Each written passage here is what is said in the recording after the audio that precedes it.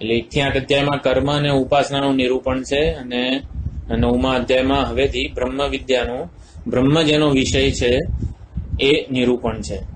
ઉપનિષદનું કે વેદાંતનો સિદ્ધાંત શું છે?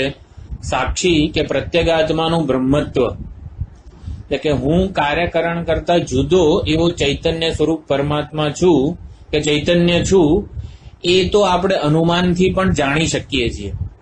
આપણા થોડા સંસ્કાર હોય આ વેદાંતજન્ય જ્ઞાનના, અને થોડું આવી રીતે આપણે જાતે અનુમાનથી પણ જાણી શકીએ કે હું આ કાર્યકરણ સંઘાત નથી, હું આ શરીર છું એ મારી સાચી ઓળખાણ નથી, હું શરીર ઇન્દ્રિય મન બુદ્ધિ રૂપી જે ઉપાધિ છું એના કરતા જુદો એવો ચૈતન્ય છું, એવું આપણે અનુમાનથી તો જાણી શકીએ છીએ. એટલે કાર્યકરણ સંઘાત કરતા જુદો એવો ચૈતન્ય છું એવું બતાવવા માટે વેદાંતની પ્રવૃત્તિ નથી. કાર્યકરણ સંઘાત કરતા જુદો એવો જે ચૈતન્ય સાક્ષી દ્રષ્ટા જે છે એ બ્રહ્મ છે.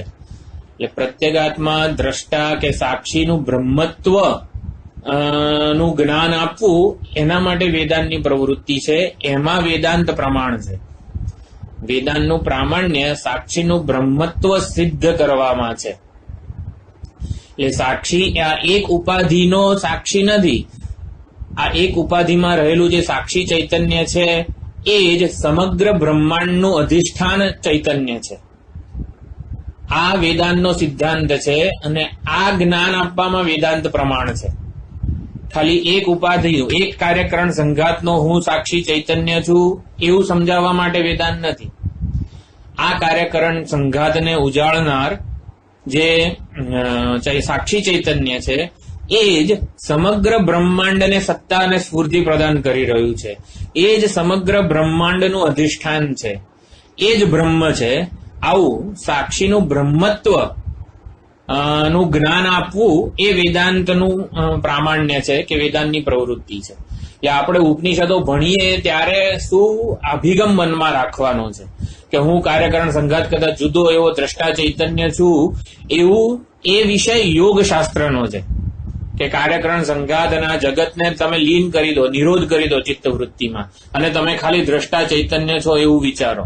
પણ આ તો યોગ શાસ્ત્ર, પતંજલ યોગ શાસ્ત્ર છે. એટલે અજ્ઞાનના સંસ્કાર તો એવા ને એવા રહે, જયારે સમાધિમાંથી ઉઠીએ ત્યારે પાછું જગત જેવું જેવું ભાસે, અને એટલે સંપૂર્ણ જગતનો બાદ એ અધિષ્ઠાનમાં કરવાનો છે, જેનું અધિષ્ઠાન સાક્ષી ચૈતન્ય છે. એટલે ખ્યાલ આવે, સાક્ષી ચૈતન્યનું બ્રહ્મત્વ એવું ભણવાનું છે ઉપનિષદો દ્વારા. જે હું આ કાર્યકરણ સંઘાતનો દ્રષ્ટા સાક્ષી પ્રત્યેગાત્મા છું, વેદાંત શેમાં પ્રમાણ છે? સાક્ષીનું બ્રહ્મત્વ બતાવવું, સાક્ષીના બ્રહ્મત્વનું જ્ઞાન પ્રદાન કરવું, એમાં વેદાંત પ્રમાણ છે. એટલે કે કાર્યકરણ સંઘાત, આ કાર્યકરણ સંઘાતનો જે દ્રષ્ટા સાક્ષી ચૈતન્ય છે એ જ સમગ્ર બ્રહ્માંડનું અધિષ્ઠાન ચૈતન્ય છે.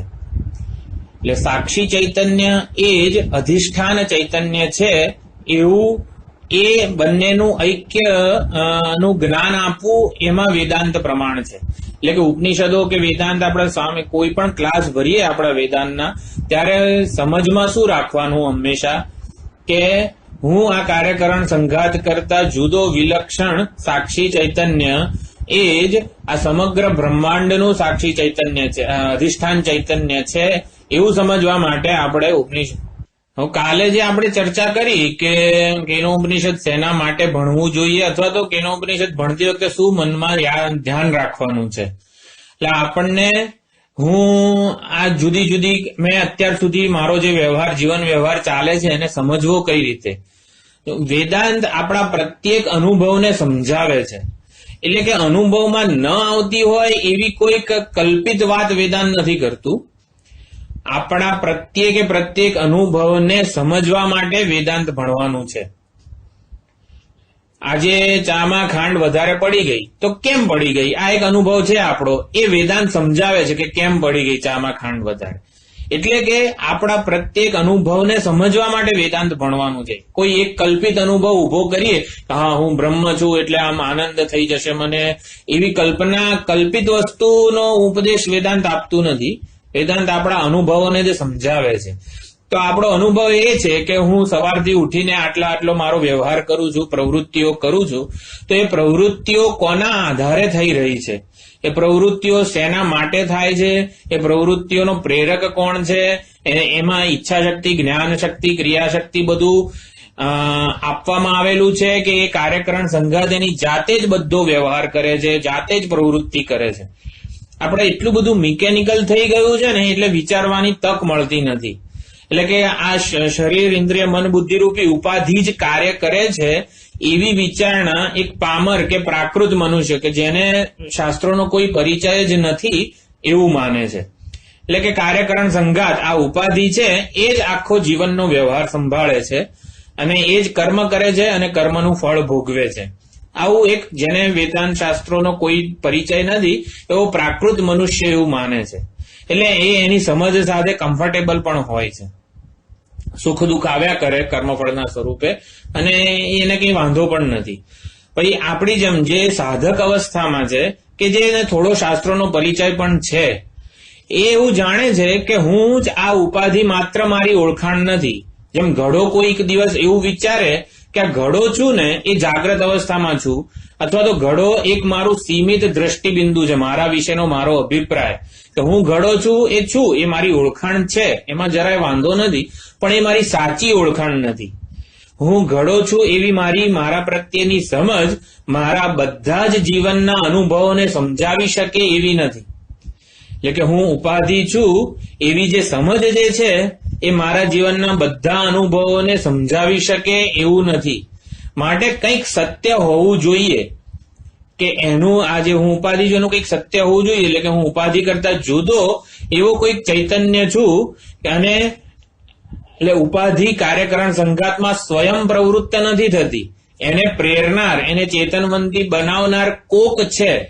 કાર્યકરણ સંઘાત કરતા જુદો, કાર્યકરણ સંઘાત કરતા વિલક્ષણ ચૈતન્ય, કૂટસ્થ, નિત્ય એવું કંઈક તત્વ છે જેના લીધે આ ઉપાધિ ચેતનવંતી બને છે. હવે આ જે છે એવો આ કેનોપનિષદનો પ્રશ્ન કરતા છે. એટલે એને દેખાય છે જીવન વ્યવહાર થઈ રહ્યો છે પણ કાર્યકરણ સંઘાત સ્વતંત્ર રીતે જીવન વ્યવહાર કરે છે એવું નથી. એટલે એ જીવન વ્યવહારને જોઈ રહ્યો છે. જીવન વ્યવહાર માત્ર ને માત્ર ઉપાધિ સ્વતંત્ર રીતે કરે છે એવી માન્યતાથી એ મુક્ત થયો છે કે કોઈક ચૈતન્ય એને ચેતના પ્રદાન કરે છે અને એને લીધે એ પ્રવૃત્ત થાય છે. અને ત્રીજી એક વસ્તુ છે કે એનાથી જે તત્વજ્ઞાનીની દ્રષ્ટિએ, બ્રહ્મજ્ઞાનીની દ્રષ્ટિએ આ કાર્યકરણ સંઘાત અને કાર્યકરણ સંઘાતનો સમગ્ર વ્યવહાર ચૈતન્ય ઉપર અધ્યારોપિત છે. વાસ્તવમાં કોઈ કાર્યકરણ સંઘાત નથી, ઉપાધિ નથી અને ઉપાધિનો કોઈ વ્યવહાર પણ નથી તત્વજ્ઞાનીની દ્રષ્ટિએ. આ ત્રણ વસ્તુઓ છે. ત્રણ આપણે પગલા વિચાર્યા. અજ્ઞાની મનુષ્ય એવું માને છે કે આ કાર્યકરણ સંઘાત જ બધો જીવનનો વ્યવહાર કરે છે. આપણે સાધકો જે છે જેને શાસ્ત્રોનું કંઈક જ્ઞાન પ્રાપ્ત થયું છે એ માને છે કે કાર્યકરણ સંઘાતથી કોઈ જુદું ચૈતન્ય છે જે આ કાર્યકરણ સંઘાતને પ્રેરિત કરે છે. અને ત્રીજી તત્વજ્ઞાનીની દ્રષ્ટિએ કાર્યકરણ સંઘાત અને એનો વ્યવહાર બંને મિથ્યા સ્તરનો છે. એટલે કે દ્રષ્ટાંત દ્વારા સમજીએ તો અભિનેતાને જે જાણે છે એ ભીખ અને ભિખારી, એટલે કે ભિખારી રૂપી ઉપાધિ અને એની ઉપાધિની ભીખ માગવા રૂપી બધો વ્યવહાર કલ્પિત છે અભિનેતા ઉપર, અધ્યારોપિત છે. અભિનેતા વાસ્તવમાં ભીખ માંગતો નથી.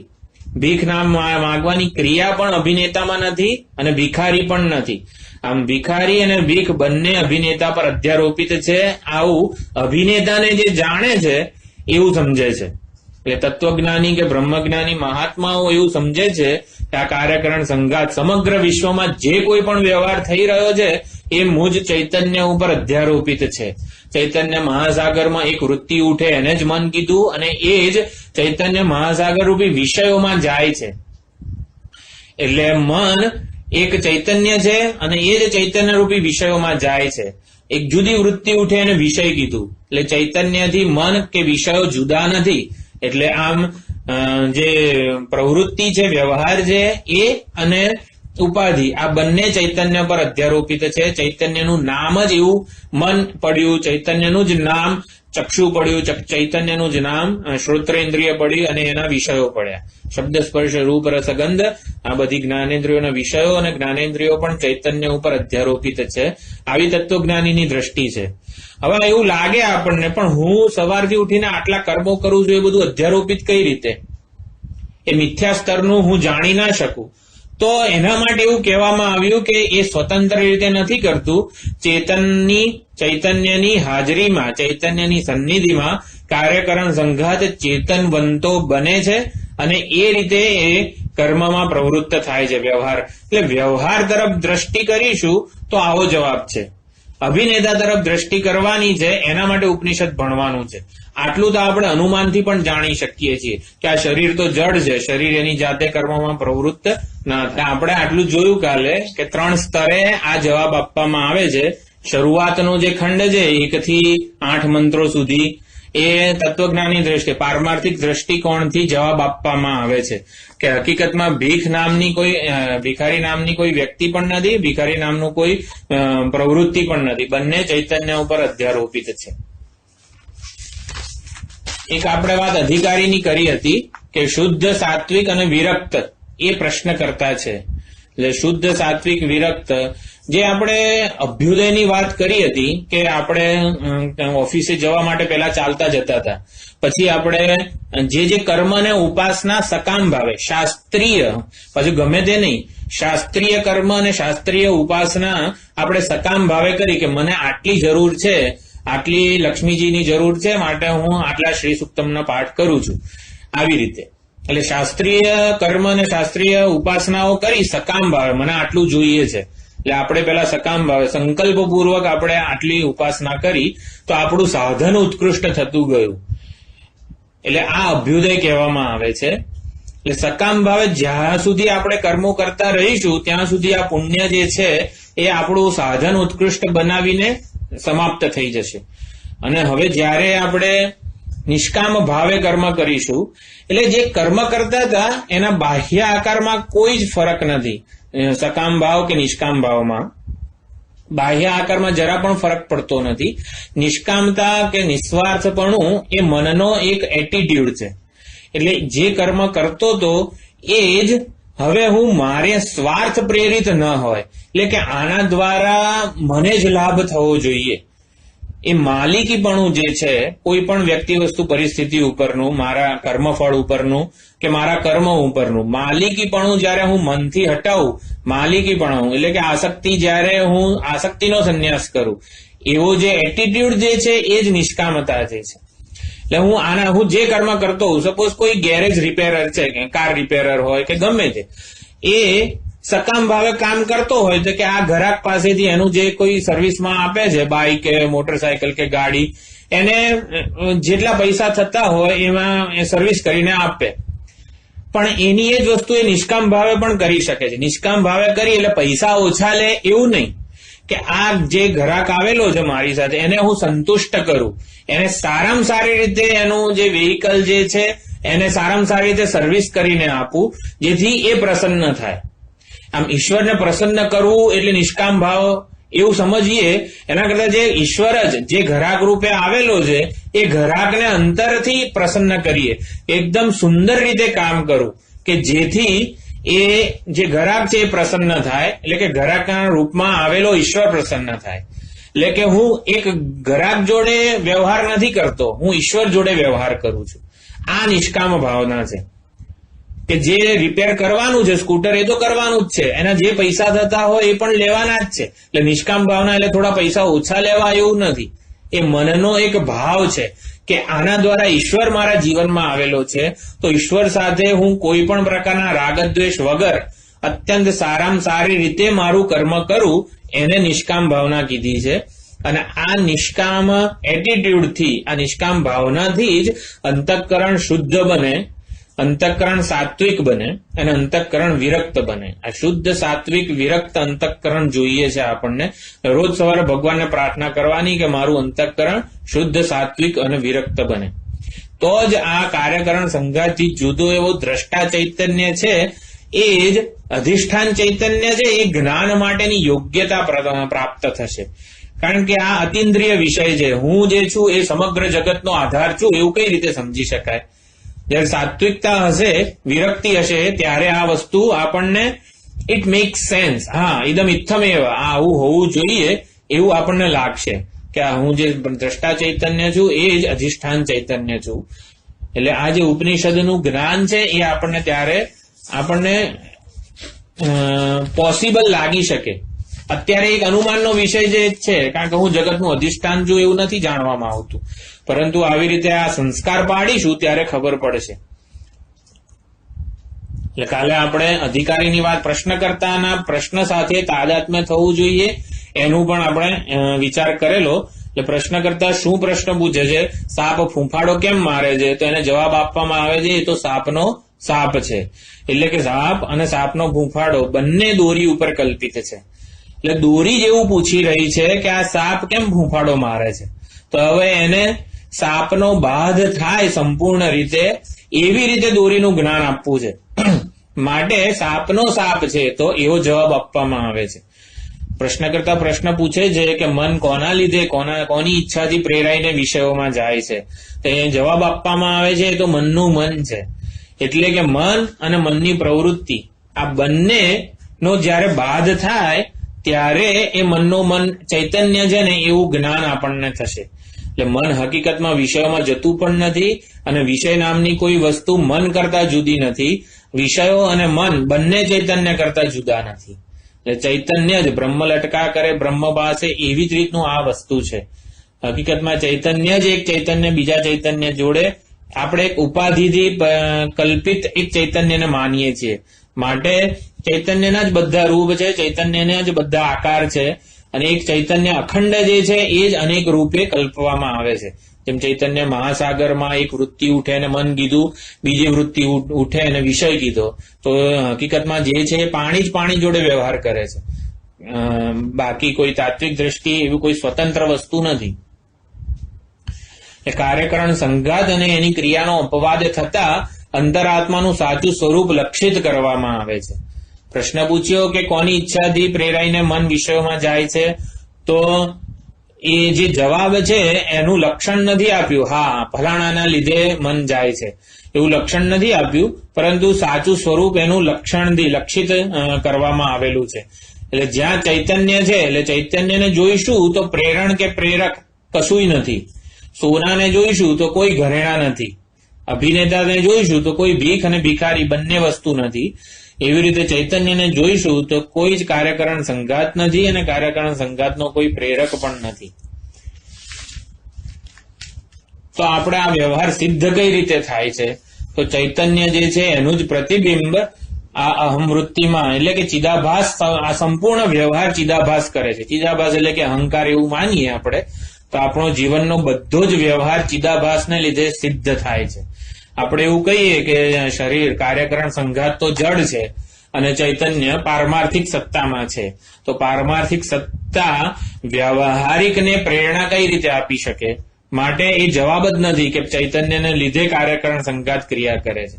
ચૈતન્ય જ અંતઃકરણ સાથેના આધ્યાસિક તાદાત્મ્યને લીધે, આધ્યાસિક તાદાત્મ્ય શબ્દ ટેકનિકલ છે કારણ કે ચૈતન્યનો અંતઃકરણ સાથે કોઈ રીતે સંબંધ થાય એમ નથી. ચૈતન્ય પારમાર્થિક દ્રષ્ટિમાં છે, પારમાર્થિક સત્તામાં છે, અને આપણી અંતઃકરણની જે અંતઃકરણ જે છે એ વ્યવહારિક સત્તાનું છે. એટલે કે સ્વપ્નમાં જે હોય એ જાગ્રતના લાડુને કઈ રીતે ભોગવી શકે? કોઈ શક્યતા જ નથી. સ્વપ્નમાં જે હોય એ જાગ્રતના લાડુને ના ભોગવી શકે. એવી રીતે ચૈતન્ય કોઈ રીતે અંતઃકરણ સાથે સંયોગ એનો થઈ જ ના શકે. પરંતુ આ જીવન વ્યવહાર થાય છે. કાર્યકરણ સંઘાત આ જુદી જુદી પ્રવૃત્તિઓ એનો વ્યવહાર કરે છે. માટે અજ્ઞાન નામની કોઈક વસ્તુ એને પ્રક્રિયા કહેવામાં આવી કે અજ્ઞાન જીવનમાં વર્તમાન છે અને અજ્ઞાન એટલે કે અંતઃકરણમાં આ ચૈતન્ય પ્રતિબિંબિત થાય છે. પ્રતિબિંબિત થાય છે એટલે કે પ્રતિફલિત થાય છે અને એ જે છે એ ચૈતન્ય પોતે વ્યાવહારિક બને છે. ચિદાભાસ રૂપે ચૈતન્ય જ વ્યવહારિક બને છે. સૂર્ય ઓરડાને પ્રકાશી શકતો નથી, પણ સૂર્યનું જે પ્રતિબિંબ ડોલમાં પડે છે એ ડોલમાં પડેલા પ્રતિબિંબ વડે આ ઓરડામાં પ્રકાશ થાય છે. એટલે સૂર્ય જાણે કે ના કરી શકે કંઈ. હા, ચૈતન્ય જ વ્યવહારિક સત્તામાં આ ચિદાભાસ રૂપે પ્રગટ થાય છે અને ચિદાભાસ સઘળો વ્યવહાર કરે છે. અને ચિદાભાસ પોતે એક મિથ્યા વસ્તુ છે. ચિદાભાસ નામની કોઈ વસ્તુ તમે શોધવા જાઓ આ જગતમાં તો છે જ નહીં. ચિદાભાસ એક કલ્પિત વસ્તુ છે અને કલ્પિત વસ્તુથી આ સઘળો વ્યવહાર થાય છે. એટલે આખા જીવનનો બધો વ્યવહાર એક કલ્પિતના આશ્રય રહેલો છે, એવું સમજવાનું. આ ખ્યાલ આવે છે પ્રકાશભાઈ? હા, ચિદાભાસ એક કલ્પિત વસ્તુ છે. હા, અખંડાનંદજી એકવાર રમણ મહર્ષિજીને મળ્યા હતા. અખંડાનંદજી પૂછે છે ધ્યાન કોનું કરું? ત્યારે રમણ મહર્ષિએ કીધું આ પ્રશ્ન કોણ કરે છે? એટલે અખંડાનંદજી કહે છે કે હું પ્રશ્ન કરું છું. તો રમણ મહર્ષિ કે તું કોણ છે? અખંડાનંદજી કે હું જિજ્ઞાસુ છું, મારે જાણવું છે હું ધ્યાન કોનું કરું. રમણ મહર્ષિ પૂછે છે જિજ્ઞાસુ કોણ છે? તો અખંડાનંદજી કે જેને જાણવાની ઈચ્છા છે એ જિજ્ઞાસુ છે. હા, રમણ મહર્ષિ કે જેને ઈચ્છા છે એનું ધ્યાન કરો તમે. તો અખંડાનંદજી કે જેને જાણવાની ઈચ્છા છે, આ ઈચ્છા કોને છે જાણવાની ઈચ્છા કોને થઈ છે? મને થઈ છે. હા, જાણવાની ઈચ્છા જેને છે એનું ધ્યાન કરો. અખંડાનંદજી કે કોને ઈચ્છા છે? રમણ મહર્ષિ કે એ તો હું સ્વયં જ છું. એટલે કે હું સ્વયં જ છું એ જવાબ છેલ્લો રમણ મહર્ષિજીનો આવ્યો, હું. અને અખંડાનંદજીએ પૂછ્યું હતું શું ધ્યાન કોનું કરું? હવે પ્રશ્ન હતો ધ્યાન કોનું કરું, ધ્યાન એમાં હતું. અને છેલ્લે રમણ મહર્ષિજીએ જવાબ આપ્યો હું સ્વયં છું. એટલે અંતિમ જવાબમાં ધ્યાન નામની કોઈ ક્રિયા જ નથી. એટલે ધ્યાનનો અપવાદ થઈ જશે ને ત્યારે જ હુંનું જ્ઞાન થશે. એટલે શું ધ્યાન કરવું એ જ સૌથી મોટું ધ્યાન છે. તમને ખ્યાલ આવે છે? હું ધ્યાન કોનું કરું એ પ્રશ્ન પહેલા હતો અખંડાનંદજીનો. પછી રમણ મહર્ષિનો છેલ્લો જવાબ શું હતો કે હું સ્વયં. આ જાણવાની ઈચ્છા કોને થઈ છે? જિજ્ઞાસુ કોણ છે? તો એ કે હું પોતે જ છું. તો હુંનું ધ્યાન કરો એવી રીતનું જાણે કે, પરંતુ ધ્યાન નામની ક્રિયા હુંમાં નથી. જેને જાણવાની ઈચ્છા છે એ તો હું સ્વયં જ છું પોતે. માટે હુંમાં ધ્યાન નામની કોઈ જ ક્રિયા નથી. ધ્યાનનો અપવાદ થઈ ગયો છે. ધ્યાન નથી, ધ્યાનની ક્રિયા નથી, ધ્યાનનો અપવાદ થઈ ગયો છે હુંમાં. એટલે આપણે એવું પૂછીએ મનનો પ્રેરક કોણ છે? તો એ તો હું સ્વયં છું એ છેલ્લો જવાબ છે. અને હું સ્વયં છું એમાં મન નથી ને મનની કોઈ પ્રેરણા પણ નથી મારામાં. એટલે આપણે વ્યવહારને જોઈને એવું કહીએ કે આ બધા જીવોને કોણ જગાડે છે? તો વ્યવહારને જોઈને એવું લાગે કે સૂરજ બધાને જગાડે છે. પણ સૂરજને જોઈને એવું લાગે, સૂરજને જોઈએ ને ત્યારે એવું ખબર પડે કે આ કઈ સૂરજ આ બધાને પ્રેરિત કરે છે એવું નથી. હું એટલે સૂર્ય સન્નિધિ સ્વરૂપ છે, એવી રીતે હું ચૈતન્ય સન્નિધિ સ્વરૂપ જ છું. મારી સન્નિધિમાં આ બધો વ્યવહાર થાય છે, હું એને પ્રેરિત કરું છું એવું નથી. મનમાં લાડુ ખાવાની ઈચ્છા થઈ તો એનો પ્રેરક કોણ? તો ચૈતન્ય ના કહી શકે. ચૈતન્ય આપણે એ જવાબ ના આપી શકીએ. કેમ ના આપી શકીએ? બોલો. હા, અસંગ નિષ્ક્રિય એ તો બરોબર છે.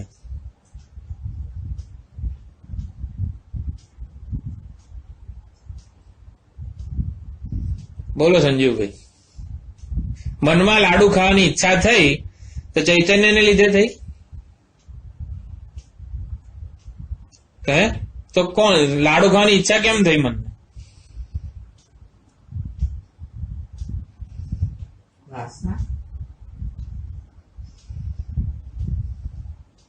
હેમંતિકાબેન તો બોલો. ચૈતન્યને લીધે લાડુ ખાવાની ઈચ્છા થઈ ને? હેમંતિકાબેન સંભળાય છે? નથી સંભળાતું. એમનું ત્યાં નથી, નેટવર્ક જતું રહ્યું લાગે છે. જો ચૈતન્યને લીધે મનમાં લાડુ ખાવાની ઈચ્છા નથી થઈ. ચૈતન્ય નિર્ગુણ જે નિષ્ક્રિય જેવું હોય એવું, એ આપણને એમાં રસ નથી. નિર્ગુણ નિષ્ક્રિયમાં જ્યાં સુધી આપણે મન અને મનની ઈચ્છાને સાચી માનીશું ને, ત્યાં સુધી જ આ પ્રશ્ન રહે છે. જો લાડુ મનથી જુદો નથી,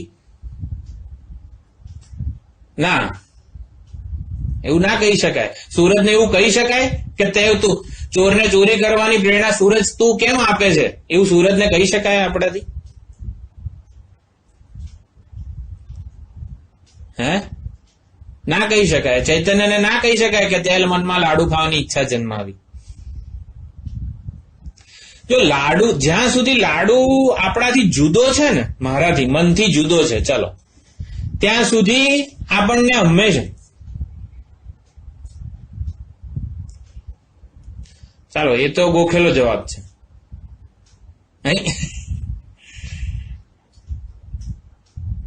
ચૈતન્ય પ્રેરક છે, જવાબદાર નથી. ચોર ચોરી કરે એના માટે જવાબદાર તો ચોરની વાસનાઓ જ છે. ચોર ચોરી કરે એની પ્રેરણા ચોક્કસ સૂરજ આપે છે. પ્રેરણા અને જવાબદારી બે વસ્તુ છે. મનમાં લાડુ ખાવાની ઈચ્છા જે જન્મી એની પ્રેરણા ચૈતન્યમાંથી મળે છે.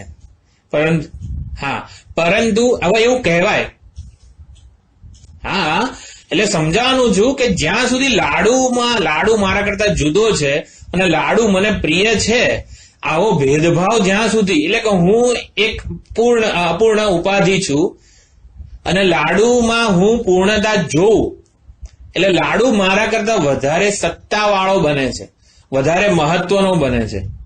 એટલે હું અલ્પ છું અને લાડુ મારા કરતા વધારે મહાન છે.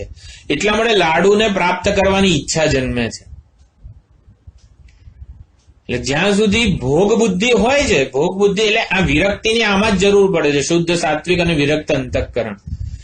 એટલે પ્રશ્નકર્તાને લાડુ ખાવાની કોઈ દિવસ ઈચ્છા થતી જ નથી. કેનોપનિષદના પ્રશ્નકર્તાને એનો આ પ્રશ્ન જ નથી, મનમાં લાડુ ખાવાની ઈચ્છા કેમ થાય છે. એટલે કે લાડુ મારા કરતા જ્યાં સુધી જુદો છે ત્યાં સુધી તો આ જવાબ રહેવાનો કે જવાબદારી નથી. જ્યાં સુધી ચોરી કરવાના એવા દુષ્કર્મ કરવાના સંસ્કાર છે ત્યાં સુધી સૂરજને જવાબદાર ના ગણી શકાય આપણાથી.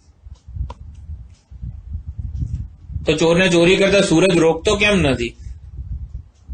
કારણ કે ચોરને ચોરી કરવા પ્રેરતો પણ નથી, એટલે સૂરજ જવાબદાર નથી.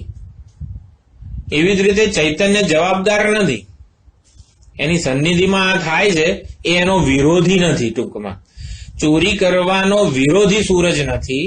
એમ મળમાં લાડુ ખાવાની જે ઈચ્છા જન્મી ને એનો વિરોધી ચૈતન્ય નથી. તો મનમાં લાડુ ખાવાની ઈચ્છા ન જન્મે ને એવું વિરોધી ચૈતન્ય લાવવું પડે. એટલે ચોરને ચોરી કરતા રોકે એવો કોઈક વિરોધી પોલીસ લાવવો પડે તો ચોરની ચોરી અટકે. એવી રીતે વિરોધી ચૈતન્ય લાવવું પડે મનમાં કે જે લાડુ ખાવાની ઈચ્છાને નાબૂદ કરે. તો વિરોધી ચૈતન્ય શું છે? હું પૂર્ણ છું, હું બ્રહ્મ છું, એવી જે બ્રહ્માકાર વૃત્તિ છે એ લાવવી પડે. હું પૂર્ણ છું, મારે લાડુ દ્વારા પૂર્ણતા શોધવાની નથી. હું આનંદ સ્વરૂપ છું, આનંદ મારે બહારથી મેળવવાનો નથી, આનંદ તો મારે વહેંચવાનો છે. આ એની લાડુની વિરોધી વૃત્તિ લાવવાની આપણે. અને આવું કરીને પણ લાડુ ખાવો હોય તો ખાવાનું. લાડુ સાથે વેદાંતને વાંધો નથી જરાય. લાડુ સાથે વેદાંતને વાંધો નથી. લાડુ મારામાં જે અપૂર્ણતા જન્માવે છે એની જોડે વેદાંતને વાંધો છે. ખ્યાલ આવે છે પ્રકાશભાઈ? વેદાંતને વાંધો અપૂર્ણતા સાથે છે, લાડુ જોડે નથી. લાડુ મારામાં જે અપૂર્ણતા જન્માવે છે એની જોડે વેદાંતને વાંધો છે. એટલે કે સાધકે શું કરવાનું? લાડુ ખાવો હોય તો ખાવાનો, પણ હું પૂર્ણ છું, લાડુ દ્વારા હું પૂર્ણ બનીશ ને એવું નથી માનવાનું. એટલે કે વિરોધી વસ્તુ લાવીશું, જેમ કે આપણા ઘરમાં ઉંદરો વધી ગયા હોય તો પછી બિલાડીને લાવવી પડે, એટલે કે ઉંદરોને ભગાડવા માટે ઉંદરની વિરોધી વસ્તુ લાવવી પડે તો પછી ઉંદર જાય. એમ મનમાં કામના ઘૂસી ગઈ હોય લાડુ ખાવાની કે ગમે તેટલું, આ તો ઉદાહરણ છે.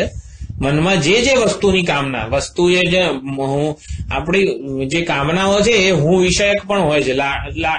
એ બધી વસ્તુઓ તો આપણને માટે બહુ મહત્વની નથી, કોઈ દૃશ્ય કે જડ વસ્તુઓ, પરંતુ હું આવો હોવો જોઈએ, મને આવું આવડવું જોઈએ, ના તે બધું હું વિષયક પણ બધી વાસનાઓને બુદ્ધિના વિષયક હોય છે, મનના લાગણીના વિષયક પણ ઘણી કામનાઓ હોય છે.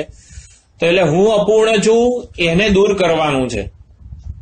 એટલે અપૂર્ણતા જે છે એના વિરોધી પૂર્ણતાનો ભાવ મન અંતઃકરણમાં લાવીશું ત્યારે, એટલે વિરોધી ચૈતન્ય, હું પૂર્ણ છું, હું આનંદ સ્વરૂપ છું, હું બ્રહ્મ છું, કારણ કે શાસ્ત્રો કહે છે અને આટલા મહાત્માઓ કહે છે, માટે હું તો પૂર્ણ છું, મારે જરૂર નથી. આવું માનીને, એટલે પૂર્ણતાના ઉદ્ઘાટન દ્વારા જ કામના દૂર થાય. એટલે હું મનમાં લાડુ ખાવાની ઈચ્છા કેમ જન્મી? એ તો કામના ને મારી અપૂર્ણતાના જ્ઞાનમાંથી જ જન્મી છે. મારી અપૂર્ણતાના જ્ઞાનને લીધે ઈચ્છા જન્મી છે. એટલે માટે મારી પૂર્ણતાનું જ્ઞાન જરૂરી છે અને માટે વેદાંત જરૂરી છે. એટલે આટલું સમજવાનું કે લાડુ જોડે વેદાંતને વાંધો નથી, પરંતુ મારામાં જે અપૂર્ણતાનો ભાવ જન્માવે છે એની જોડે આપણે ડીલ કરવાનું છે. એટલે આપણા જીવનના પ્રત્યેક અનુભવો સમજવાના છે કે મારા જીવનમાં આવી રીતે કામના છે, આવી રીતે વ્યક્ત થઈ છે. તો જવાબ આપ્યો જે છે, શ્રોત્રસ્ય શ્રોત્રમ મનસો મનોયત વાચો વાચમ સૌ પ્રાણસ્ય પ્રાણ ચક્ષુષ ચક્ષુ. એટલે એ તો મનનું મન છે, વાણીની વાણી છે, ચક્ષુનું ચક્ષુ છે, પ્રાણનો પ્રાણ છે, આવું બધું કહેવામાં આવ્યું. પછી લખ્યું છે પ્રેત્ય અસ્માન લોકાદ અમૃતા ભવંતી.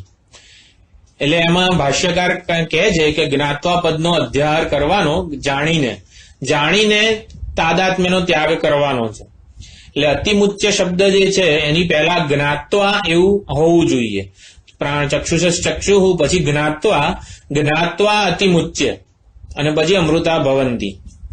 એટલે જે જાણે છે એ અતિમુચ્ય એટલે કે તાદાત્મ્યનો ત્યાગ કરે છે અને પછી અમૃત સ્વરૂપ બની જાય છે, અમર બની જાય છે. એટલે નિર્વિશેષ ચૈતન્ય, આ કાર્યકરણ સંઘાતમાં જે નિર્વિશેષ ચૈતન્ય છે એ જ હું છું એ જાણવું, એને જ્ઞાત્વા કીધું. અને હું ચૈતન્ય છું, પ્રત્યેગાત્મા છું, સાક્ષી દ્રષ્ટા છું એવું જાણીને સંઘાત, કાર્યકરણ સંઘાતમાં આત્મબુદ્ધિનો ત્યાગ કરવો એને અતિમુચ્ય કીધું છે. એટલે જ્ઞાત્વા અતિમુચ્ય થઈ ગયું. પછી અસ્માત લોકાત પ્રેત્ય એવું પણ એક શબ્દ છે મંત્રમાં. અસ્માત લોકાત એટલે આ મારા જીવનમાં મને જ્યાં જ્યાં અહમભાવ અને મમભાવ છે એ સર્વનો સંન્યાસ કરવાનો. મને હું ભાવ આ ઉપાધિમાં છે અને ઉપાધિના જે કંઈ સંબંધો જે છે એમાં મમ ભાવ પણ છે. જે તે વ્યક્તિ, વસ્તુઓ, પરિસ્થિતિઓ ઉપાધિ સાથે સંબંધિત છે એમાં અહમભાવ અને એમાં મમ ભાવ છે, ઉપાધિમાં અહમભાવ છે. એટલે કે હું ઋષિ છું અને ઋષિના આટલા સંબંધિત છે. આ બંને અહમભાવ અને મમભાવ, ઉપાધિ અને ઉપાધિ સાથે સંબંધિત વ્યક્તિ, વસ્તુ, પરિસ્થિતિમાં આ બંનેનો તાદાત્મ્યનો ત્યાગ કરવાનો છે, માલિકીપણાનો ત્યાગ કરવાનો છે. એટલે કે હું કે મમ બુદ્ધિ હટાવવાની છે. એને અસ્માત લોકાત પ્રેત્ય કીધું. એટલે કે આપણે જાણીએ આ વસ્તુ, વેદાંતનું જ્ઞાન પ્રાપ્ત કરીએ, શાસ્ત્રોનો અભ્યાસ કરીએ એટલે પરોક્ષ જ્ઞાન પ્રાપ્ત થાય કે હું આ કાર્યકરણ સંઘાત નથી, કાર્યકરણ સંઘાતથી જુદો એવો છું. એવું પરોક્ષ જ્ઞાન જે પ્રાપ્ત થાય કે હું પૂર્ણ કે આનંદ સ્વરૂપ છું, મારે આનંદ શોધવા માટે બહારની વ્યક્તિ, વસ્તુ, પરિસ્થિતિમાં જવાની જરૂર નથી. આને પરોક્ષ જ્ઞાન કહેવાય.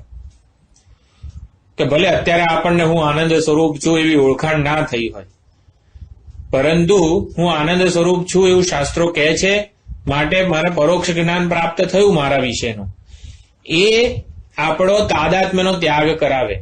પરોક્ષ જ્ઞાનથી અસ્માત લોકાત પ્રેત્ય થાય, એટલે કે અહંભાવ મમભાવનો ત્યાગ થાય. કાર્યકરણ સંઘાત જે છે એમાં આત્મબુદ્ધિનો ત્યાગ અપરોક્ષ જ્ઞાનથી થાય. જુઓ, બે વસ્તુ છે. પરોક્ષ જ્ઞાન આપણે જે સાંભળ્યું એનાથી ઉપાધિ અને ઉપાધિના સંબંધિતમાં અહંભાવ મમભાવનો ત્યાગ થાય. એટલે કે હું આ છું અને હું આટલું આટલું કરી શકું છું વગેરે પરોક્ષ જ્ઞાનથી દૂર થાય. અને પછી જ્ઞાત્વ આતિમુચ્ય જે છે એ અપરોક્ષ જ્ઞાન છે. એ કાર્યકરણ સંઘાતમાં આત્મબુદ્ધિનો ત્યાગ જ્ઞાત્વા પદથી થાય, અતિમુચ્ય થઈ જાય. એટલે અપરોક્ષ જ્ઞાનથી આત્મબુદ્ધિનો ત્યાગ થાય, પરોક્ષ જ્ઞાનથી અહંભાવ મોહભાવનો ત્યાગ થાય. આ તો ખાલી કીધું, અંદર લખેલું છે, ભાષ્યકારે આ પ્રકારે ચર્ચા કરી છે. એટલે પરોક્ષ જ્ઞાનથી આપણું તાદાત્મ્ય ઢીલું પડે, અપરોક્ષ જ્ઞાનથી આખું તાદાત્મ્યનો સંન્યાસ થઈ જાય, તાદાત્મ્ય દૂર થઈ જાય. એટલે અધિષ્ઠાન જે અભિનેતા જે છે એ જ ભિખારી અને ભીખ માંગવાની ક્રિયા બંને અધ્યારોપિત છે અભિનેતા ઉપર. એવી રીતે અધિષ્ઠાન ચૈતન્ય જ શ્રોત્ર મન ચક્ષુ એ અધ્યારોપ રૂપે છે અને અધિષ્ઠાન ચૈતન્ય જ આ શ્રોત્ર મન ચક્ષુને પ્રેરણા આપે છે. એટલે દોરી જ સર્પ રૂપે ભાસે છે અને દોરી જ સાપના ફૂંફાડા રૂપે વ્યક્ત થાય છે. અધિષ્ઠાન ચૈતન્ય જ મન બની જાય છે, એટલે કે મન રૂપે અધ્યારોપિત થાય છે અને મનની જે ક્રિયાઓ જે છે, પ્રવૃત્તિઓ છે, એના રૂપે વ્યક્ત થાય છે. દોરી જ સાપ રૂપે વ્યક્ત થાય છે અને સાપના ફૂંફાડા રૂપે પણ વ્યક્ત થાય છે. એટલે કે સાપ અને સાપનો ફૂંફાડો બંને અધ્યારોપિત છે દોરી ઉપર, એવું સમજવાનું છે. સાપનો ફૂંફાડો કેવી રીતે થાય છે એવું સમજવાનું નથી. સાપ અને સાપનો ફૂંફાડો બંને દોરી પર અધ્યારોપિત છે. એવી રીતે શ્રોત્ર મન ચક્ષુ આ બધી ઉપાધિ, ટૂંકમાં આખો કાર્યકરણ સંઘાત અધ્યારોપિત છે અને કાર્યકરણ સંઘાતનો બધો વ્યવહાર પણ અધિષ્ઠાન ચૈતન્ય ઉપર અધ્યારોપિત જ છે. એટલે સત્ય જ મિથ્યાને એના વ્યવહારમાં પ્રવૃત્ત કરે છે. સત્ય અધિષ્ઠાન ચૈતન્ય મિથ્યા એવી કાર્યકરણ ઉપાધિને પોતપોતાના વિષયોમાં પ્રવૃત્ત કરે છે. હકીકતમાં ચેતનને જોઈશું ને તો કોઈ પ્રવૃત્તિ છે જ નહીં. જેમ અભિનેતાને જોઈશું તો ભિખારી કે ભીખ માંગવાની ક્રિયા પણ નથી. એવી રીતે ચૈતન્ય ઉપર આપણે ધ્યાન કેન્દ્રિત કરીશું તો આ પ્રવૃત્તિ કે આખો જીવન વ્યવહાર છે જ નહીં, એ મિથ્યા સ્તરનો જ છે. એટલે અધિષ્ઠાન ચૈતન્યને જ શ્રોત્ર મન ચક્ષુ વગેરે નામો દ્વારા ઓળખવામાં આવે છે અને જાણે કે એને એટલે જ અધિષ્ઠાન શ્રોત્ર મન ચક્ષુ દ્વારા અધિષ્ઠાન ચૈતન્યનો બોધ કરવામાં આવે છે. એ તો મનનું મન છે, શ્રોત્રનો શ્રોત્ર છે, કાનનો કાન છે. એવી રીતે અધિષ્ઠાન ચૈતન્ય એટલે કે સાક્ષી પ્રત્યેગાત્મ ચૈતન્ય જ કાર્યકરણ સંઘાત રૂપે વ્યક્ત થાય છે અને માટે કાર્યકરણ સંઘાત દ્વારા અધિષ્ઠાન ચૈતન્યનું જ્ઞાન કરાવવામાં આવે છે. ખ્યાલ આવે છે? અભિનેતા જ ભિખારી રૂપે દેખાય છે માટે ભિખારી છે ને અભિનેતાના જ્ઞાનનું દ્વાર બને છે. અભિનેતાને જોવો કઈ રીતે? તો ભિખારીનો બાદ કરીશું. હા, આનું આ વસ્ત્રો કાઢી નાખીએ, આનો ચહેરો જોવાનો પ્રયત્ન કરીએ, મેકઅપ કાઢી નાખીએ. એટલે કે જે ત્યાગ થઈ શકે એવી વસ્તુઓ છે એનો ત્યાગ કરવાનો છે, અભિનેતાનો ત્યાગ નથી કરવાનો. એવી રીતે હું ચૈતન્ય સ્વરૂપ છું, ચૈતન્ય ઉપર અધ્યારોપિત આ ઉપાધિ છે, કાર્યકરણ સંઘાત છે. એટલે કાર્યકરણ સંઘાતનો બાદ કરવાનો અપવાદ કરીશું કે આ શરીર એ મારી સાચી ઓળખાણ નથી, આ મન દ્વારા વિચારું છું એ મારી સાચી ઓળખાણ નથી. હું એન્જિનિયર છું, હું આટલો BE ઇલેક્ટ્રોનિક્સ ભણેલો છું, એ હું ઓળખાણ આપતો હોઉં છું, પરંતુ એ ઓળખાણ સાચી નથી. હું ચૈતન્ય છું એ મારી ઓળખાણ સાચી છે અને એનાથી પણ વધારે સાચી ઓળખાણ હું અધિષ્ઠાન ચૈતન્ય છું. હું ચૈતન્ય છું એવું તો અનુમાનથી પણ આપણે જાણી શકીએ છીએ કે હું આ શરીર નથી. કારણ કે જો સુષુપ્તિમાં શરીર પડી જાય છે, મન ઇન્દ્રિય બુદ્ધિ બધી વસ્તુઓ મારા કરતા જુદી જડ બની જાય છે અને છતાં હું સુષુપ્તિમાં આનંદ સ્વરૂપે પ્રકાશું છું. આવું અનુમાનથી તો આપણે જાણી શકીએ છીએ, શાસ્ત્રના જ્ઞાન વગર પણ. એટલે એ જે છે ચૈતન્ય પ્રત્યેગાત્મા સાક્ષી, એ જ અધિષ્ઠાન, સમગ્ર જગતનું અધિષ્ઠાન ચૈતન્ય છે એ જાણવાનું છે અને એ જાણવામાં વેદાંત પ્રમાણ બને છે. હું જ અધિષ્ઠાન ચૈતન્ય છું એવું જાણવાનું. તો અધિષ્ઠાન ચૈતન્યને જાણવા મન ઇન્દ્રિયો બુદ્ધિ દ્વારા એની શોધ કરવાની નથી. એટલે કે ચલો અધિષ્ઠાન ચૈતન્ય છું, વેદાંતે એવું કીધું એટલે ચાલો એ અધિષ્ઠાનને જાણવો છે મારે, અભિનેતાને જાણવો છે મારે. તો શું કરવાનું? તો જે અભિનેતા છે, જે ભિખારી બની ગયેલો છે એ, એટલે ભિખારી રૂપે સ્ટેજ ઉપર છે એ પોતાના જ મન, હા, એટલે પોતાના જ મન ઇન્દ્રિય બુદ્ધિ વડે એ શોધવા જાય છે કે ક્યાં છે. આપણે એવો જવાબ આપવામાં આવ્યો કે એ તો ભિખારીનો ભિખારી છે, એવો જવાબ આપવામાં આવ્યો. એટલે જે ભિખારી રૂપે સ્ટેજ ઉપર છે ને અત્યારે, એ જ અભિનેતાને શોધવા માટે આમ તેમ ફરી રહ્યો છે. એ પોતાનાથી જુદા એવા અભિનેતાને શોધી રહ્યો છે અત્યારે. એટલે મન, ઇન્દ્રિય, બુદ્ધિ, આ દ્વારા આ જે જ્ઞાન પ્રાપ્તિના સાધનો છે, ટૂંકમાં મન, ઇન્દ્રિયો અને બુદ્ધિ, આના દ્વારા જાણવા માટે આપણે ટેવાયેલા છીએ. કોઈ પણ વસ્તુનું જ્ઞાન પ્રાપ્ત કરવું હોય તો આપણે ઇન્દ્રિયોથી જાણીએ, મનથી જાણીએ કે બુદ્ધિથી જાણીએ. એમ અધિષ્ઠાન ચૈતન્યને પણ આપણે ઇન્દ્રિયો, મન, બુદ્ધિથી જાણવા માટે પ્રયત્ન કરીએ છીએ. આમ મનની કોઈક પ્રેરણા રૂપે કે આમ આવો કંઈક અનુભવ થાય, મને આમ પ્રકાશ દેખાય, મને કંઈક આ દેખાય, મનોવૃત્તિ રૂપે એને શોધવાનો પ્રયત્ન કરીએ છીએ. બુદ્ધિની સમજ રૂપે હું જો આ અદ્વૈત મકરંદ રૂપી ગ્રંથ ભણી જઈશ ને એટલે મને ખબર પડી જશે કે હું બ્રહ્મ છું. કે બુદ્ધિની સમજ રૂપે એને સમજવાનો. ઉપનિષદો બધા ભણી જશે ને એટલે મને બ્રહ્મનું જ્ઞાન થશે. બ્રહ્મસૂત્ર આખું ભણી લઈશ એટલે મને બ્રહ્મનું જ્ઞાન થશે. એટલે કે બુદ્ધિ દ્વારા આપણે એને જાણવાનો પ્રયત્ન કરીએ છીએ. મન દ્વારા કોઈક અનુભવ રૂપે એને સમજવાનો કે પ્રાપ્ત કરવાનો પ્રયત્ન કરીએ છીએ. ઇન્દ્રિયો દ્વારા એને જોવાનો. મને કંઈક દિવ્ય દર્શન થાય, આમ સ્વપ્નમાં થાય કે જાગ્રતમાં થાય, આમ કંઈક દિવ્ય દેખાય ને એવો ઇન્દ્રિયો દ્વારા હું એને શોધવાનો પ્રયત્ન કરું છું. આવી જે શોધ કરવાની ટેવ છે ને એમાંથી મુક્ત થવાનું છે. એટલે ભ્રાંતિથી મુક્ત થવાનું છે કે એને બહાર શોધવાનો છે. એમ ભિખારીને ઉપદેશ આપવામાં આવ્યો હોય તો ભિખારીનો ભિખારી છે તો એ સ્ટેજ ઉપર આમ તેમ આજુબાજુ જોવા લાગ્યો. એટલે એ ભ્રાંતિમાંથી મુક્ત થવાનું છે કે આત્મા સ્વયં ચક્ષુ દ્વારા જોનારો છે, આત્મા સ્વયં મન દ્વારા વિચારનારો છે, આત્મા સ્વયં બુદ્ધિ દ્વારા સમજનારો છે. તો જે બુદ્ધિ દ્વારા સમજનારો પોતે છે એને બુદ્ધિથી કઈ રીતે સમજી શકાય? એટલે જે પોતે ભિખારીના વેશથી સ્ટેજ ઉપર આવેલો છે એને જ તમે ભિખારી દ્વારા કઈ રીતે જાણી શકો? એટલે કે ભિખારીપણાનો અપવાદ કરવાનો છે એના માટે ત્રીજો મંત્ર છે કેનોપનિષદ. કે આપણે મન દ્વારા, બુદ્ધિ દ્વારા, ઇન્દ્રિયો દ્વારા એને હવે ચલો કાનનો કાન છે હવે એને શોધી લઈએ ક્યાં છે.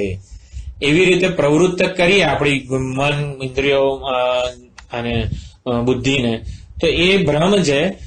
એટલે આત્મા સ્વયં ચક્ષુ દ્વારા જોનારો છે અને ચક્ષુ પોતાના અંતરાત્માને ક્યાંથી જોઈ શકશે?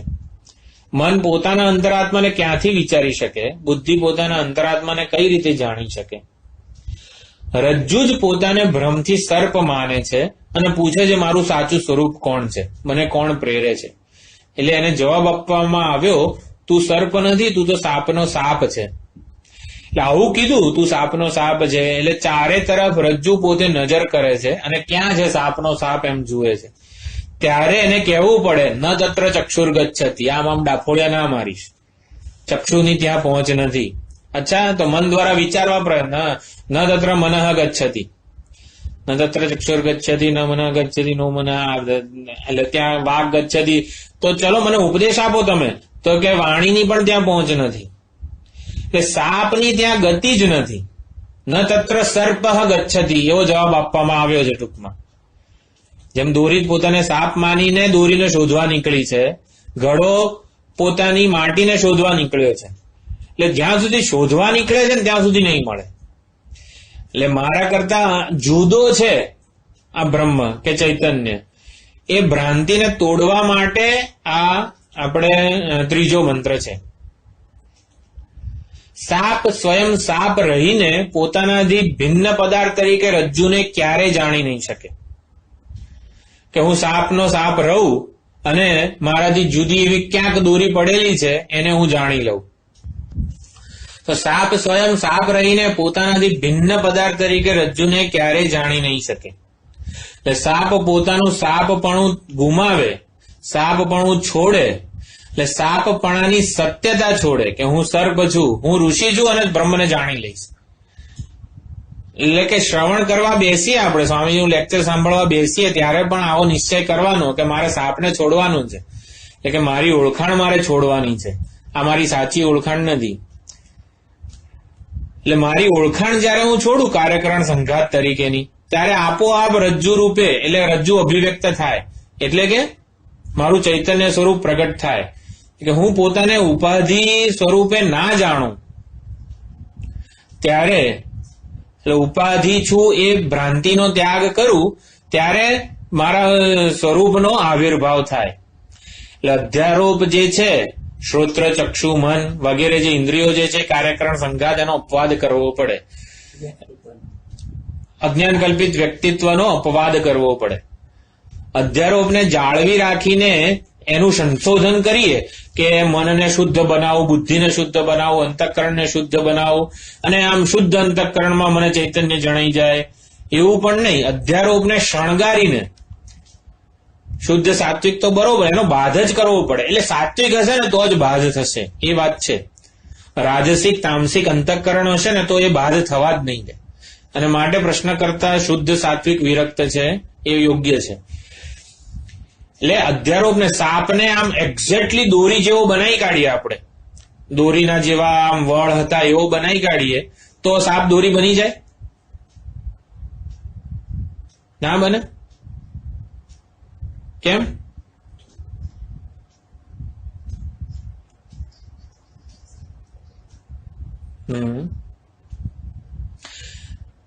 એટલે સાપ દોરીને શોધે તો દોરી મળી જશે એને?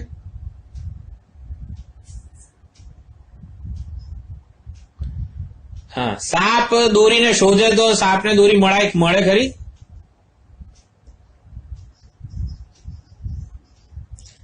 અત્યારે છે ને, દોરી પોતાને સાપ માને છે. જો આપણા કેસમાં આવું છે, દોરી પડી હતી, એને અનેક લોકો જે આવતા જતા હતા પાસેથી એ બધે સાપ છે, સાપ છે, સાપ છે.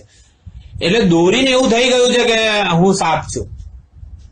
હવે દોરી પોતાના સ્વરૂપને જાણતી નથી, હું દોરી છું એવું. હવે એને ઉપદેશ દ્વારા જ કહેવાનું છે કે તું થોડો પ્રાણાયામ કર તો તને દોરી તરીકે જાણીશ તું, એવું કરવાનું છે? ના. હા, આમ સાપ કઈક મેકઅપ કરે, થોડું ભસ્મ લગાડે, આ કરે ને તે કરે, કઈક મેકઅપ કરે, સાપ પણાને શણગારે તો દોરી બને? એક્ઝેક્ટલી દોરી જેવો દેખાય ખરો, સાપ દોરી બની ના છે. એટલે સાપે દોરી બનવાનું નથી, ટૂંકમાં મારે બ્રહ્મ બનવાનું નથી. તો શું કરવાનું છે? સર્પપણાનો અપવાદ કરવાનો છે. એટલે કે હા, એટલે શું દૂર કરવાનું દોરી? એટલે હું સર્પ છું એ ભ્રાંતિ છે એ દૂર કરવાની. એટલે દોરીને શોધવા માટે સર્પપણું અધ્યારોપિત છે એવું સમજવાનું છે. એટલે સાપ દોરીને નહીં શોધી શકે, દોરીને નહીં મેળવી શકે. સર્પપણાના શણગારથી, એટલે કે મારી ઉપાધિને હું ગમે તેવી કરું તો પણ એ બ્રહ્મને નહીં જાણી શકે. ઉપાધિનો બાધ જ બ્રહ્મના આવિર્ભાવ સ્વરૂપે પ્રગટ થાય છે. એટલે કે હું ગમે ત્યારે, અધિષ્ઠાનનું જ્ઞાન ક્યારે થાય? પોતાનો અપવાદ કરવો પડે. એટલે કે નામ રૂપ, એટલે કે શ્રોત્ર ચક્ષુ મન વગેરે જે કાર્યકરણ સંઘાત જે છે એનો અપવાદ થાય ત્યારે હું જે છે સાક્ષી ચૈતન્ય એ જ અધિષ્ઠાન ચૈતન્ય સ્વરૂપે ભાસે. આવી કંઈક રીત છે આ. એટલે કે મિથ્યા અંશનો અપવાદ થઈ શકે. આપણને સાચી વસ્તુઓ છોડવાની નથી કહેતું કોઈ વેદાંત. મિથ્યા એટલે કે જે ભ્રાંતિને લીધે પોતાનામાં કલ્પિત હતી એ વસ્તુઓને છોડવાનો ઉપદેશ છે. આ મન, શ્રોત્ર, ઇન્દ્રિય વગેરે જે છે બધું એ ભ્રાંતિને લીધે પોતાનામાં જ કલ્પિત માનવામાં આવે છે. હું કાર્યકરણ સંઘાત છું એવું કોઈએ કીધું નથી, કોઈ પ્રમાણથી સિદ્ધ નથી. હું શરીર છું, આપણે એવું કહીએ કે પ્રત્યક્ષ પ્રમાણથી દેખાય છે ને હું શરીર છું, મારી આંખ દ્વારા દેખાય તો છે ને કે હું આ શરીર છું, મને ભૂખ લાગી છે, પ્રત્યક્ષ પ્રમાણ છે. હવે હું ખાવા જઈશ, રસોડામાં રસોઈ બનાવવા જઈશ, પ્રત્યક્ષ પ્રમાણથી જે સિદ્ધ છે એને વેદાંત નકારતું નથી.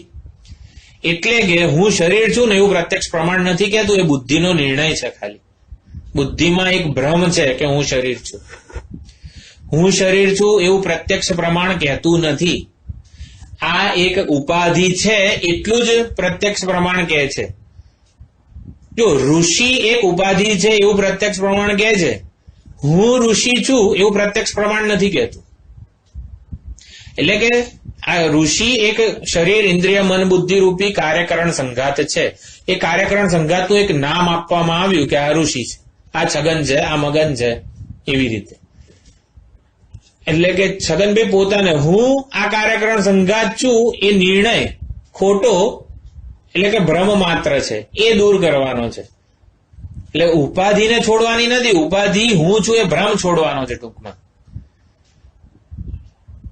જો સર્પપણાનો ત્યાગ કરવો એટલે શું? સર્પપણાનો ત્યાગ એટલે કે ઉપાધિ હું છું એ ભ્રમનો ત્યાગ છે. ઉપાધિને છોડવાની નથી. ઉપાધિ તો સુષુપ્તિમાં રોજ છૂટી જ જાય છે, છતાં જ્ઞાન નથી થતું. સર્પ સાચો છે એવો ભ્રમ છોડવાનો છે ટૂંકમાં દોરીએ. એવી રીતે હું કાર્યકરણ સંઘાત છું, આમાં હુંની સત્તા કાર્યકરણ સંઘાતને મળી ગઈ છે.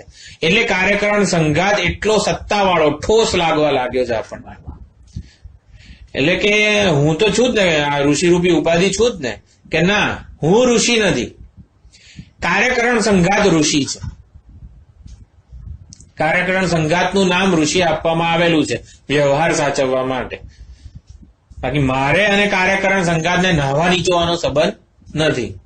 હું કાર્યકરણ સંઘાતને માત્ર ચેતનવંતો બનાવું છું. એટલે આપણે જેમ કીધું કે તું તો સાપનો સાપ છે એવું દોરીને કીધું, તે સાપ શોધવા નીકળ્યો કે આ દોરી ક્યાં છે, તો એની એ પ્રવૃત્તિ પોતાનાથી અન્ય એવી દોરીને શોધવાની, પામવાની પ્રવૃત્તિ સાપ ના કરે એટલા માટે ત્રીજો મંત્ર છે ન તત્ર ચક્ષુર્ગચ્છતિ. એટલે આમ ભિખારીને ઉપદેશ આપવામાં આવ્યો, ભિખારી એટલે આમ તેમ સ્ટેજ ઉપર જોવા લાગ્યો તો ત્યાં કીધું ન તત્ર ચક્ષુર્ગચ્છતિ. એટલે આપણું જે ઇન્દ્રિય, મન, બુદ્ધિની જે પ્રવૃત્તિઓ જે છે એનો, એટલે કે એના દ્વારા પોતાના બ્રહ્મત્વને જાણીશું એ ભ્રમ દૂર કરવા માટે ત્રીજો મંત્ર છે. એટલે બ્રહ્મ શું છે? શબ્દ અને શબ્દનું ઉચ્ચારણ કરનાર વાક ઇન્દ્રિય બંનેનો આત્મા છે. જો વાણી ઇન્દ્રિય જે છે એ અભિવ્યક્ત થાય છે, એટલે કે શબ્દોને અભિવ્યક્ત કરે છે. હું બોલું છું, તમને સંભળાય છે. એટલે કે જે સંભળાય છે શબ્દો, એ શબ્દો પણ ચૈતન્ય છે. અને વાણી પોતે તો આપણે જોયું ચૈતન્ય છે જ. ચૈતન્ય રૂપી મહાસાગરમાં એક તરંગને વાણી ઇન્દ્રિય કીધી અને બીજા તરંગને શબ્દ કીધો. એટલે બ્રહ્મ શબ્દ અને શબ્દનું ઉચ્ચારણ કરનાર વાક ઇન્દ્રિય બંનેનો આત્મા છે. તો શબ્દ વડે બ્રહ્મનું જ્ઞાન ના થઈ શકે અને શબ્દનું ઉચ્ચારણ કરનાર વાણી વડે પણ બ્રહ્મનું જ્ઞાન ન થઈ શકે. માટે ન તત્ર ચક્ષુર ગચ્છતિ એવું કીધું છે. ન તત્ર વાક ગચ્છતિ. તો પછી કઈ રીતે થાય? તો અગ્નિ પોતાને બાળી ના શકે અને પોતાને પ્રકાશિત ના કરી શકે. દાહકત્વ અને પ્રકાશકત્વ એ અગ્નિનું સ્વરૂપ છે. એટલે અગ્નિ પોતાને બાળી ના શકે, ચૈતન્ય પોતાને જાણી ના શકે. ચૈતન્યનું સ્વરૂપ જ પ્રકાશકત્વ છે. જાણવું એ ચૈતન્યનું સ્વરૂપ છે. તો ચૈતન્ય પોતાને ના જાણી શકે, જેમ અગ્નિ પોતાને બાળી ના શકે એવી રીતે ચૈતન્ય પોતાને જાણી ના શકે, જાણવાની જરૂર નથી ટૂંકમાં. એટલા માટે ન તત્ર ચક્ષુર ગચ્છતિ ને એવું બધું કીધું છે. આપણે એની જાણવાનો છે એવો જે મનમાં ભાવ છે એને દૂર કરે છે આ વસ્તુ. કારણ કે કશાયનો અનુભવ કરવા માટે એની સાથે અંતર ઉત્પન્ન કરવું પડે. જો મન, બુદ્ધિ, ઇન્દ્રિયો વગેરે બધું જે છે એ બ્રહ્મનો અનુભવ, બ્રહ્મને જાણવા માટે છે ને બ્રહ્મથી જરાક જુદી થવી જોઈએ તો એ બ્રહ્મને જાણી શકે, જે શક્ય જ નથી, પોસિબલ જ નથી. એટલે ઘડો માટીને ક્યારે જાણે? ઘડો આમ એક જગ્યાએ રહે અને માટી જરા એનાથી જુદી રહે ને તો ઘડો માટીને જાણે. એટલે સર્પ એક જગ્યાએ રહે, એક અધિકરણમાં રહે, અને દોરી બીજી અધિકરણમાં રહે તો બધી સર્પ રજ્જુને જાણી શકે. પણ એવું શક્ય જ નથી, કારણ કે ઓલું અધ્યારોપિત છે સર્પપણું. એવી રીતે શ્રોત્ર, ઇન્દ્રિય, ચક્ષુ, મન, બુદ્ધિ આ બધું બ્રહ્મથી અંતર ઉભું ના કરી શકે, કારણ કે એ પોતે એ રૂપે બ્રહ્મ જ પ્રકાશે છે. એટલે પોતાના વિશેના ભ્રમનો ત્યાગ, સર્પનો પોતાના વિશે હું સર્પ છું એનો ત્યાગ કરવો એ જ દોરીનું પ્રાગટ્ય છે. એવી રીતે મારા વિશેનો મારા ભ્રમનો ત્યાગ કરું હું કાર્યકરણ સંઘાત છું. મેં આટલા કર્મો કર્યા, મારું આખું જે અજ્ઞાન કલ્પિત વ્યક્તિત્વ છે એનો હું ત્યાગ કરું, અપવાદ કરું, એ જ મારું બ્રહ્મત્વ છે. એટલે મારે બ્રહ્મને જાણવા માટે શું કરવાનું છે? અપવાદ કરવાનો છે. બ્રહ્મને જાણવાનો નથી, ખોટા ભ્રમનો અપવાદ કરવાનો છે માત્ર. એટલે કે કેનોપનિષદ કે ટૂંકમાં જેટલી બી શાસ્ત્રો છે, શાસ્ત્રો ભણીને બ્રહ્મનું જ્ઞાન પ્રાપ્ત કરવાનું છે એવું નથી, અબ્રહ્મત્વને દૂર કરવાનું છે. હું બ્રહ્મ નથી, હું અબ્રહ્મ છું, એ ભ્રમને દૂર કરવાનો છે. હું સર્વ નથી, અસર્વ છું, એ ભ્રમને દૂર કરવાનો છે. શાસ્ત્રો દ્વારા શું કરવા? બ્રહ્મનું જ્ઞાન મેળવવા જાઓ છો પ્રવચનમાં? ના, અબ્રહ્મત્વનો ખ્યાલ દૂર કરવા ભણવા જઉં છું. એટલે કોઈ પૂછે કે તમે બ્રહ્મનું જ્ઞાન મેળવવા જાઓ છો ને, તો સિદ્ધિ ના પાડવાની. કેમ? અબ્રહ્મત્વનો ખ્યાલ, અબ્રહ્મત્વનો ભ્રમ દૂર કરવા માટે જઉં છું. હું અબ્રહ્મ છું અને અસર્વ છું, એ ભ્રમ દૂર કરવા માટે ભણવા જઉં છું. હા, જ્ઞાન લેવા નથી જતો. જ્ઞાન તો મારું સ્વરૂપ જ છે. અજ્ઞાનને દૂર કરવા જઉં છું. એટલે આટલું યાદ રાખવાનું કે ચક્ષુ ઇન્દ્રિય જેમ એટલે ન તત્ર ચક્ષુર ગચ્છતિ નું એક્ઝેક્ટ તાત્પર્ય આ છે કે મન ઇન્દ્રિય બુદ્ધિ દ્વારા એ જાણી શકવાનો પ્રયત્ન કરવાનો નથી. એટલે દેહ ઇન્દ્રિય મન બુદ્ધિ બધાએ શાંત થવું જરૂરી છે. એ બધી પ્રવૃત્તિઓ કરતો હા બ્રહ્મને જાણી લો, બુદ્ધિ આમ કંઈક સમજવાનો પ્રયત્ન કરે, મન કંઈક અનુભવો કે એનામાં વિચારવાનો પ્રયત્ન કરે, ઇન્દ્રિયો દ્વારા એ ક્યાંક જોવાનો પ્રયત્ન કરે. આખો કાર્યકરણ સંઘાત શાંત બનવો જોઈએ બ્રહ્મના જ્ઞાન માટે. શાંત બનશે ને તો એનો અપવાદ થઈ શકશે. બધાએ શાંત થવું અત્યંત જરૂરી છે. એટલે શોધની પ્રવૃત્તિ જ્યાં સુધી ચાલુ છે એ જ બતાવે છે કે બ્રહ્મને હું મારાથી જુદો અન્યત્ર અન્ય વસ્તુ રૂપે જોવાનો પ્રયત્ન કરું છું. હા, હું બ્રહ્મને જાણવાનો પ્રયત્ન કરું છું પ્રવચનમાં, એમ એનાથી ના થાય, એનાથી બ્રહ્મ નહીં જણાય. એટલે કે તો શ્રવણ વખતે પણ શું યાદ રાખવાનું છે કે શ્રવણમાં મારા ખોટા ખ્યાલની નિવૃત્તિ હું કરવા જઉં છું. શ્રવણથી હું મારા ખોટા ભ્રમની નિવૃત્તિ કરીશ. સાચી વસ્તુ પ્રાપ્ત કરવાથી નથી, સાચી વસ્તુ પ્રાપ્ત જ છે, ખોટીને દૂર કરવાની છે ખાલી. એટલે કે બ્રહ્મને જાણવા માટે શોધ કે પ્રવૃત્તિ શાંત થવી જોઈએ ઉલટાની. ત્યારે બ્રહ્મને મારાથી આત્માથી અન્યત્ર એક વસ્તુ રૂપે જોવાનો જે પ્રયત્ન છે એ દૂર કરવા માટે ત્રીજો મંત્ર છે. અને એટલા માટે કીધું ન તત્ર ચક્ષુર ગચ્છતિ. એટલે કે કોઈ નિયંત્રણ કે દમન વગર જ સ્વેચ્છાએ ચિત્તવૃત્તિનો જે નિરોધ થઈ જાય આપમેળે, એટલે પ્રસન્નતાથી પોતાના સ્થાને શાંત થઈ જાય આપણું મન, આપણી બુદ્ધિ, આપણી ઇન્દ્રિયો, પ્રસન્નતાથી. એ જ બ્રહ્મત્વનો આવિર્ભાવ છે. આપણે શરૂઆતમાં પ્રયત્ન કરીએ કે આંખ બંધ કરીએ, મનને બ્રહ્મમાં, બુદ્ધિને બ્રહ્મમાં વિચારવાનો પ્રયત્ન કરીએ, શરૂઆતમાં કરીએ પ્રયત્નપૂર્વક, પરંતુ મન, ઇન્દ્રિયો, બુદ્ધિ ત્રણેય વસ્તુઓ કોઈ નિયંત્રણ કે દમન વગર સ્વેચ્છાએ આ ચિત્તવૃત્તિનો નિરોધ થઈ જાય, એટલે કે સ્વેચ્છાએ શાંત થઈ જાય, એ જ બ્રહ્મત્વનું પ્રાગટ્ય છે. આપણે જ્યાં સુધી પ્રયત્ન કરીશું આને આમ શાંત કરવાનો, આમ, તો એ શરૂઆતમાં અભ્યાસ બરોબર છે, પરંતુ આપમેળે ચિત્તવૃત્તિનો નિરોધ કરવાનો નથી. ચિત્તવૃત્તિ સ્વયં જાણે પોતાના મિથ્યાત્વને. અરે આ પાણીનું, ચિત્તવૃત્તિ એક પાણીનું તરંગ છે, એ પાણીનું તરંગ પોતાને જાણે, અરે આ આકાર જેવું તો કઈ હકીકતમાં છે જ નહીં, હું તો પાણી જ છું, એટલે મારે ક્યાંય પામવા માટે ક્યાંય જવાનું નથી. એમ એવી રીતે ચિત્તવૃત્તિ પોતે જ શાંત થઈ જાય. એટલે પ્રસન્નતાથી પોતે શાંત થઈ જાય ત્યારે જ હું બ્રહ્મ સ્વરૂપે પ્રકાશું. અત્યારે આત્મા પોતાને બ્રહ્મ સ્વરૂપે નથી જણાવતો, એક અલ્પ રૂપે જાણે કે જણાવે છે. કારણ કે મારામાં મારી મન ઇન્દ્રિય બુદ્ધિ રૂપી કાર્યકરણ સંઘાત છે, એમાં જ એ હું છું એવો અલ્પત્વનો ખ્યાલ રહેલો છે. ચક્ષુરાદિ પોતાની અંદર જ સંતોષ, પ્રસન્નતા, પૂર્ણતાને જ્યારે શોધે કે જાણે, ત્યારે જ એ શાંત થાય. કે ચક્ષુમાં આમ અન્યને જોવાની જે ઈચ્છા કે શું કહેવાય એને તૃષ્ણા જે છે, એવું રૂપ જોવાની તૃષ્ણા છે, મનને કંઈક એવું વિષય ચિંતન કરવાની તૃષ્ણા છે, એ બધી જયારે શાંત થઈ જાય, ભલે કોઈ અદ્ભુત હોય કે કોઈ બ્રહ્મ હોય, એને જાણવાની, એને જોવાની, વિચારવાની જે તૃષ્ણા છે પોતાનાથી અન્ય રૂપે એ શાંત થાય ત્યારે વ્યક્તિત્વ બ્રહ્મ દર્શન માટે અનુકૂળ બને. વ્યક્તિત્વ બ્રહ્મ દર્શન માટે ઉપલબ્ધ બનવું જોઈએ, એટલે કે શાંત બનવું જોઈએ. તો એ શાંતિનું જે સાક્ષી છે એ ચૈતન્યને જાણી શકે.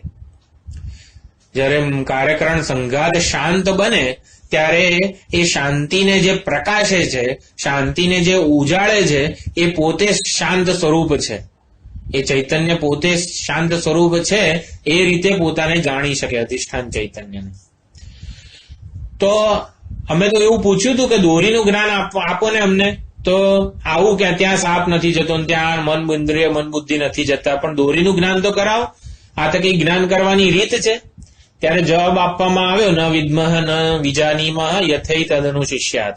એટલે કે બ્રહ્મ આવું આવું છે એવી રીતે ઉપદેશ કરવાની રીત અમે જાણતા નથી. બ્રહ્મના લક્ષણો બતાવીને, બ્રહ્મના વિશેષણો કે ગુણો બતાવીને, બ્રહ્મ દયાળુ છે ને કરુણામય છે ને એ બધું તો સગુણ બ્રહ્મ છે.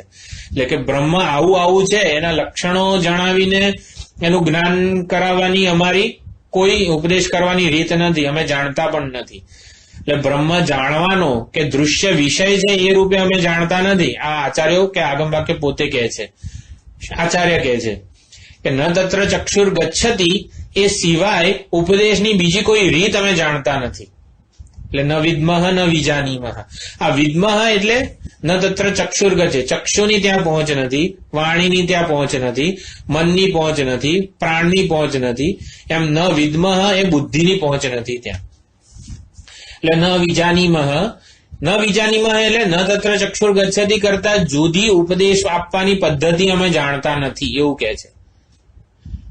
એટલે બ્રહ્મ અત્યંત પરોક્ષ કે અજ્ઞાત નથી. જો બ્રહ્મ અત્યંત અજ્ઞાત હોત, કોઈએ જાણ્યું જ ના હોત ને, તો એનું જ્ઞાન ના થઈ શકે. એટલે અત્યંત અજ્ઞાત નથી. જેમ કે મેરુ પર્વત આપણા ચારેયમાંથી કોઈએ જોયો નથી, તો હું ગમે તેટલા શબ્દોથી મેરુનું જ્ઞાન ના કરાવી શકું. એવી રીતે બ્રહ્મ અત્યંત અજ્ઞાત નથી, આ મારા કરતા જુદો ક્યાંક. એવી રીતે બ્રહ્મ હું સ્વરૂપે સતત અનુભવાઈ રહ્યો છે, અને માટે ઉપદેશથી એનું જ્ઞાન શક્ય છે. ઉપદેશથી જ્ઞાન કોનું શક્ય હોય? જે અનુભવમાં આવતી હોય એ જ વસ્તુનું જ્ઞાન ઉપદેશથી થાય. જેમ કે આ ચશ્મા ક્યાં છે એ મને ખબર નથી, હું ચશ્માને શોધું છું. તો ચશ્માને હું અનુભવતો હોઉં ને તો જ આ ચશ્મા મારા માથા ઉપર છે એવું કોઈ કે ત્યારે ચશ્માનું મને જ્ઞાન થાય. એટલે કે જે અનુભવનો વિષય હોય છતાં કંઈક વિપરીત રૂપે એને હું ઓળખતો હોઉં તો સાચી ઓળખાણથી એનું સ્વરૂપ પ્રગટ થાય. એટલે અત્યારે બ્રહ્મ અનુભવનો વિષય છે જ, પરંતુ હું એને વિપરીત રૂપે જાણું છું. અપૂર્ણ છે, જે ઈચ્છાવાળો છે, એને આટલું આટલું કર્મ કર્યા છે, કર્મફળ ભોગવવાના છે વગેરે રૂપે, વિપરીત રૂપે હું બ્રહ્મને જાણું છું. અને એટલે અનુભવ તો છે જ, અને એ ખોટી જે રીત છે, ખોટું અર્થઘટન, એને સાચી સમજથી દૂર કરવાનું છે. એટલે આચાર્ય ઉપદેશ શું આપશે? સાચી સમજ આપશે ખાલી, જેનાથી ખોટું અર્થઘટન દૂર થાય. એટલે આચાર્યનો ઉપદેશ શિષ્યના મનમાં બ્રહ્મ વિશે કંઈક ખ્યાલ કે આકાર જન્મે ને એવો નથી. શિષ્યના મનમાં બ્રહ્મ વિશે કંઈક ખ્યાલ, આમ કંઈક એવું કંઈક આકાર જન્મે ને એ ન જન્મે એનો ખ્યાલ રાખે છે આચાર્ય ઉલટાનો. શિષ્યના મનમાં બ્રહ્મ વિશે કંઈક ખ્યાલ કે કંઈક આકાર ન જન્મે ને એવી રીતે ઉપદેશ આપે છે.